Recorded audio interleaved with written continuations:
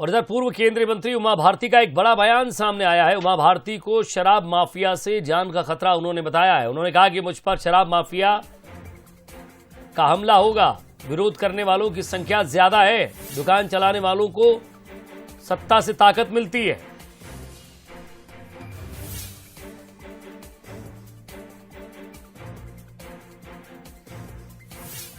अभी मैं अयोध्या बाईपास से चली आई। मैं 11 तारीख से 16 तारीख के बीच में यहाँ आना चाहती थी, लेकिन 11 को प्रधानमंत्री जी का कार्यक्रम था उज्जैनी में, और कल भारत के गृह मंत्री अमित शाह जी का था। उन्होंने देश के लिए बहुत बड़े काम किए। 370 हटाई, ट्रिपल तलाक को हटाया, और प्रधानमंत्री जी ने गरीबों के लिए ऐसी ऐसी योजनाएं बनाई जिसमें उन्होंने किसी जाति और किसी धर्म का भेद नहीं किया। इसलिए मैं नहीं चाहती थी कि उनके मध्य प्रदेश में होते हुए, क्योंकि मैं भारतीय जनता पार्टी की कार्यकर्ता हूँ, शिवराज जी की छोटी बहन हूँ, मैं उनको बिल्कुल भी किसी तरह से लज्जित नहीं करना चाहती। लेकिन ये भी देख नहीं पा रही हूँ जो हो रहा है। ये दुकान मुझे 6 महीने से कर रही है, और मैं अंदर अंदर बात करती रही थी इस दुकान को लेकर के, जहाँ मैं भी आई हूँ। और ये लोग स्टे लेके आ गए। इन्हें लगता है मौका ही दे दिया गया इतना कि स्टे ला सकें।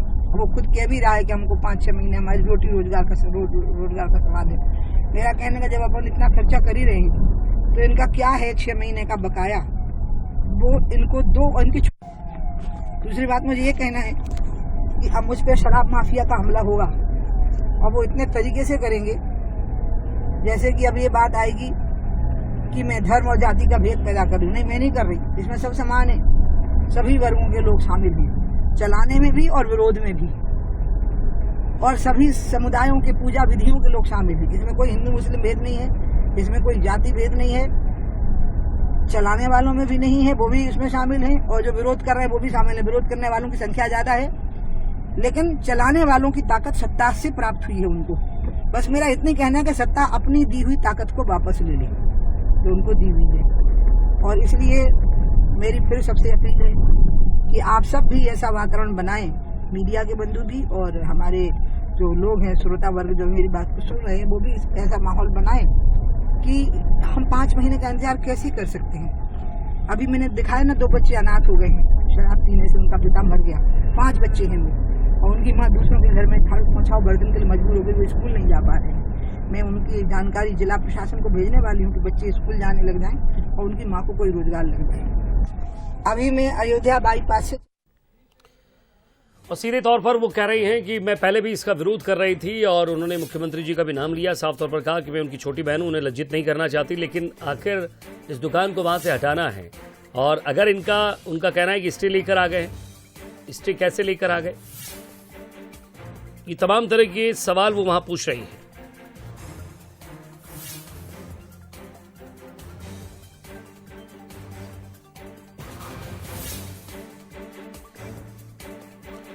चलिए, और ज्यादा बातचीत के लिए एग्जीक्यूटिव एडिटर मनोज सैनी जी हमारे साथ जुड़ गए। मनोज जी, मुझ पर शराब माफिया का हमला होगा, विरोध करने वालों की संख्या ज्यादा है, काफी भावुक भी नजर आई और अपना बयान भी उन्होंने दिया। साथ ही उन्होंने कहा कि सत्ता से ताकत मिलती है ऐसे लोगों को।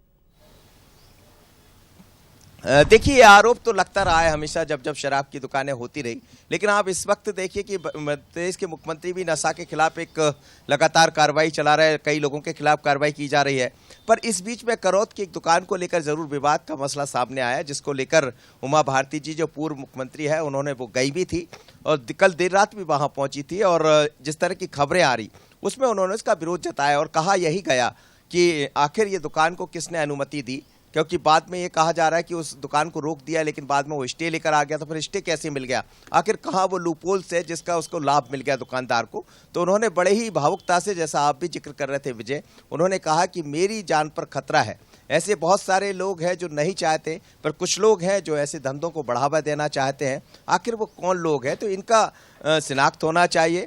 और मैं हाथ जोड़कर, बल्कि उन्होंने कहा कि मैं विनम्रता से कहना चाहता हूं कि ऐसे लोगों को रोक देना चाहिए, क्योंकि नशा के खिलाफ लगातार उमा भारती अभियान चला रही हैं। हमने देखा यहाँ भी वो सड़क पर उतरी थी, बाद में नशा का जो अभियान चलाया गया उसमें मुख्यमंत्री शिवराज सिंह चौहान भी एक ही मंच पर लाल परेड मैदान में खड़े हुए नजर आए थे और उन्होंने कहा भी था, और उसके बाद हुक्का से लेकर तमाम चीज़ों पर मुख्यमंत्री ने रोक भी लगा दी। और आज भी सुबह उन्होंने जब अधिकारियों से बात की तो यही कहा कि नशा बिल्कुल बर्दाश्त नहीं किया जाएगा, ये मुख्यमंत्री ने भी कहा है। लेकिन उमा भारती लगातार अपनी लाइन पर आगे बढ़ रही है। अब वो किनसे कौन है वो लोग जिनसे उनको खतरा है, अपने आप में बड़ा बयान है, क्योंकि उमा भारती एक सीनियर लीडर है, पूर्व मुख्यमंत्री है, भारतीय जनता पार्टी सरकार की पहली जब 2003 में सरकार बनी तो उसकी मुख्यमंत्री रही हैं वो।